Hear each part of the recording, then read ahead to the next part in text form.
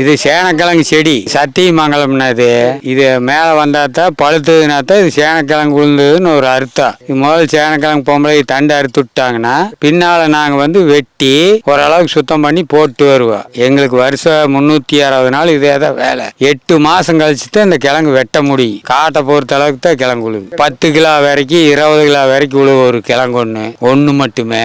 ஒவ்வொரு காட்டுல ஒண்ணுமே இல்லாத இப்படி போனாலும் போயிரு. இதே இப்போ மேல்காடு ஒரு கிழங்கு பால்ட் இல்லை. ஆனா இன்னைக்கு முக்காவாசி பால்ட் கிழங்கு எல்லாம் சொத்தையா வந்துருச்சு. இப்போ நாங்கள் மலை வெட்டிட்டு வர்றோம். ஒரு கிலோ 5 ரூபா 14 ரூபாய்க்கு போகுது. அதிக விலைக்கு விற்கலையும் விற்கி. அதெல்லாம் மழையே வந்தாலும் வெயிலே அடிச்சாலும் வெட்டி லோடாத்தாவது போக மாட்டோம். பண்ணிட்டு தான் போவோம். நம்ம மழை வந்தா போயிடுவா. வெயில் எத்தனை அடிச்சாலும் வெட்டிட்டே தான் இருப்போம். இப்போ 25 ஆள் வேலை செய்யறோம். வெளியூர் போகுது சேனக்கிழங்கு. பெங்களூரு இந்த மாதிரி வேற ஊருக்கு போகும். இந்த ஊருன்னு சொல்ல முடியாது, எல்லா ஊருக்கும் போகுது. கழுவுறதெல்லாம் இது அவ்வளவுதான். இது அப்படியே அரிஞ்சு வேவிக்க வேண்டியதா. சாப்பாட்டுக்கு சமையலுக்கு தான் போகுது, வேற எதுக்கெல்லாம் போகாது.